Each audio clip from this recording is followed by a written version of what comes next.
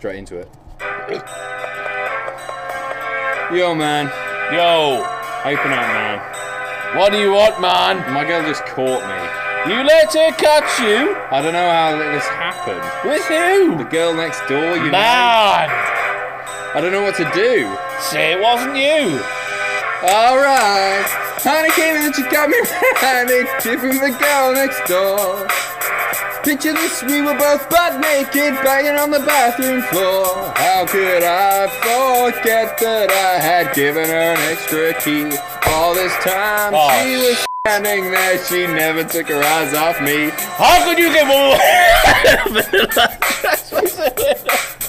Oh, come now! I need. You better watch your back before you turn killer. Better be the situation quality when you're in her. Choose that play, I'm in about all the play. What? If you want to know, come and see all day. What did he say? And she claims that baby, no way. But she got me on the counter. It wasn't me. Saw me banging on the sofa. It wasn't me. Came and had her in the shower. It wasn't me. She even caught me on camera. It wasn't me. Saw the marks on my shoulder. It wasn't me. Heard the words that I told her. It wasn't me. Yeah, the screams getting louder. It wasn't me. She said until it was over. And it came in. Oh, this is f***ing nasty. No! No! Oh, next door. We were both buck naked, banging on the bathroom floor. I had tried to keep her from what she was about to see. Why should she believe me when I told her it wasn't me? Make sure you better vex. I never done a gigolo flex. But the complex, seeing is believing, but you better change your specs. What I made, what away. Up from the past and live it every day. But you ain't better, you know to run fast. But she got me on the counter. It wasn't me. Saw me banging on the sofa. It wasn't me. I even had her in the shower. It wasn't me. She even caught me on camera. It wasn't me. Saw the marks on my shoulder. It wasn't me. Heard the words that I told her. It wasn't me. Heard the screams getting louder. It wasn't me. Said until it was over. Oh, f*** this. Hey, keep it on the go. No. Bit hungover, me.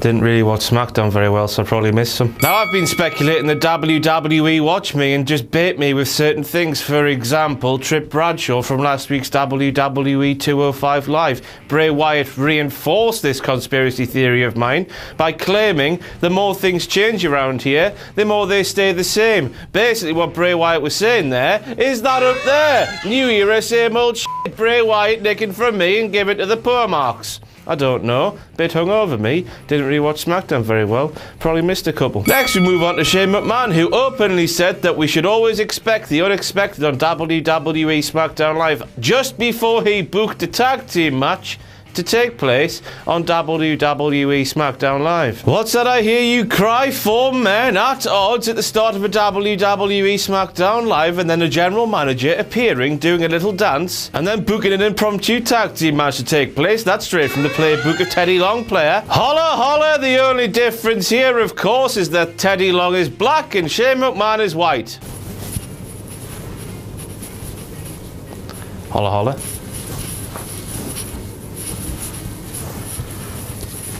James Ellsworth called Carmella boo. I push my fingers into my eyes. The end is nigh, the end is nigh. F***ing run away, the end is nigh, nigh. Oh, somebody kill me, please. Somebody kill me, please. I'm on my knees. Pretty, pretty, please. Kill me.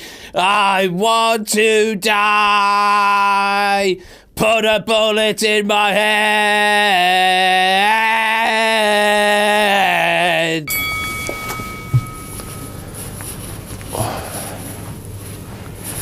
Bit hungover, me. But it's John o'clock. Ah, man, f***ing turn that f***ing loud siren off, you f***ing f***.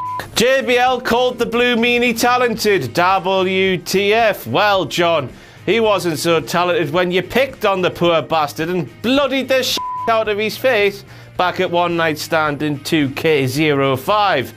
how times have changed. Hey, as we all know, I don't feel about this John O'Clock movement that's taken place over the past year because JBL is a notorious cunt. He would pick on the young lads and the lower card talent and bully the out of them. Sometimes he'd get a receipt, like when Joey Styles knocked him spark out, or when Edge just allowed him to cup his balls while looking at them in the eye, allegedly. But other times, for example, when JBL beat the shit out of Blue Meanie thought he was in a working fight. JBL was shoot fighting like a big fucking that he is.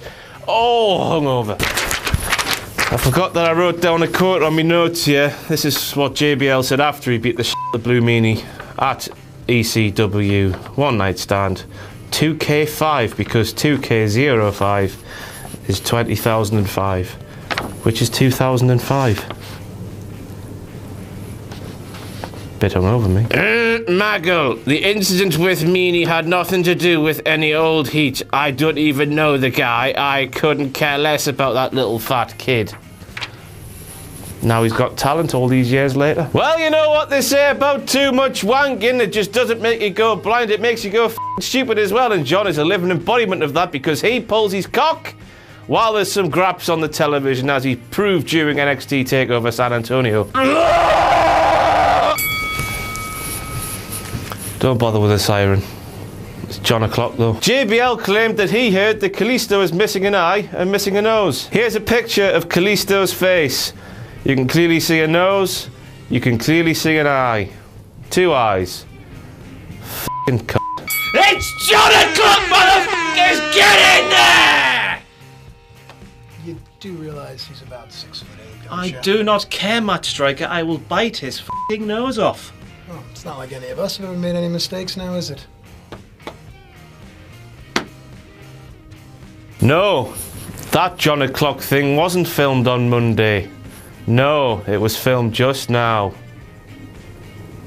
Anyway, David Otunga rightfully laughed at JBL falling flat on his arse on WWE SmackDown Live a couple of weeks ago. JBL said it wasn't funny, even though it was. Anybody falling over is funny, never mind when that big bully wanking horrible bastard does. It's even funnier when someone as horrible as him falls flat on his arse. Anyway, John then said that he couldn't get up, which is a WTF moment because on Saturday night, during NXT TakeOver San Antonio, John clearly showed to the world that he does get it up.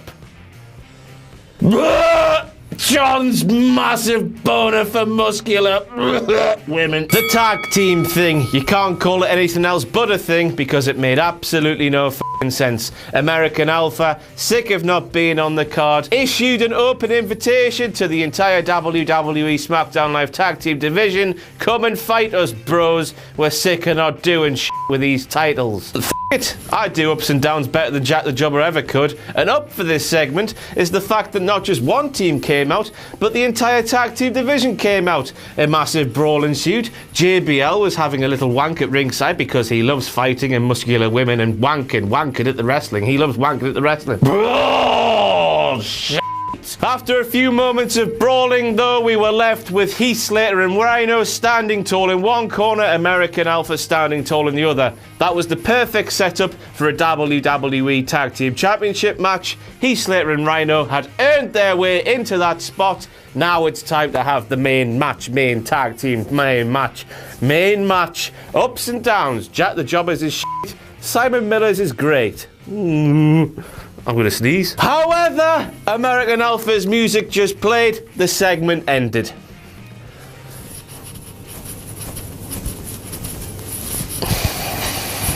I've got no words, it was just shit storytelling. We got halfway there, we got blue balled, but we weren't allowed to blart, so to speak. You can really tell that Ryan Ward, the man who has been responsible for NXT over the past couple of years and WWE SmackDown Live since the brand extension, left a couple of weeks ago because SmackDown's just gone a-shoo. So hipster Dick Tubbs off camera there has just pointed out to me that Ryan Ward hasn't left and Road Dogg hasn't taken over. Ryan Ward's still responsible for all of this.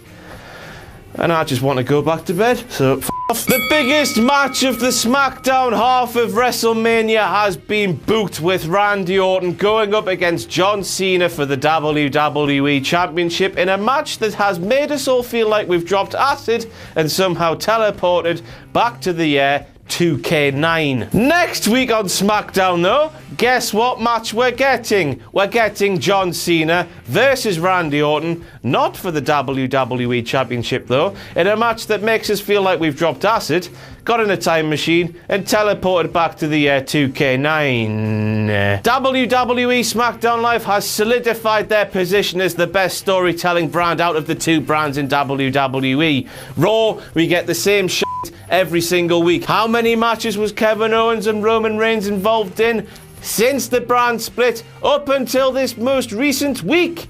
15 televised matches, and that's not even counting there's nights where they just had a talking segment with no graps in between. That's a lot. The same thing we're seeing every bastard week. Something you can read about in this bastard. I wrote in this bastard about how repetition is killing wrestling in 2K17, therefore you should buy this for £3 or as part of your $6.99 for What Culture Extra and read it. Right then, where's my 50 quid for shilling that shit? So it looks like SmackDown's going to be copying Raw in terms of just giving us the main event, the match we should be building to every pissing week, so by the time we get to the main event of Mania, we're going to be f***ing sick of seeing it.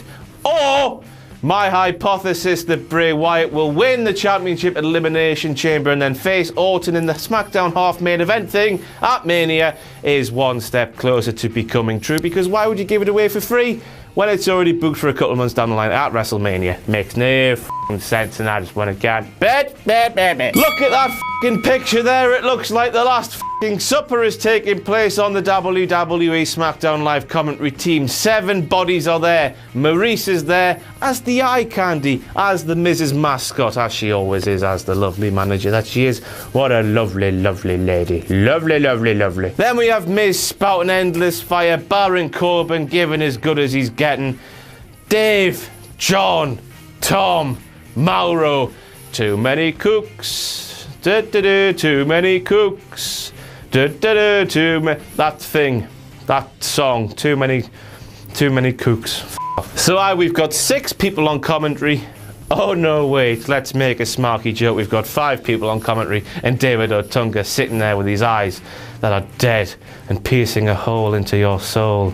He watches you sleep at night, you know. He watches you and he wanks. He wanks with John. John and him go pigeoning. They sit outside your window like Seven did in WCW. They sit and watch your sleep and wank and leave their juices on your window like pigeon poo. Therefore pigeoning, John and Dave go pigeoning. Aye, WWE SmackDown Live have finally realised how shit David Otunga is, how he doesn't belong on the mountain, but he belongs in the law school just next to it. And they're trying to overcompensate with this by getting a couple of fire talkers. Yes, Baron is a fire talker. Watch WWE Talking Smack if you don't f***ing believe us, and just f*** off and leave me the f*** alone. To compensate for this, I think that made sense in me head. I'm still f***ed, still pissed as a fart, hungover, and want to die. Somebody kill me, please. Bye.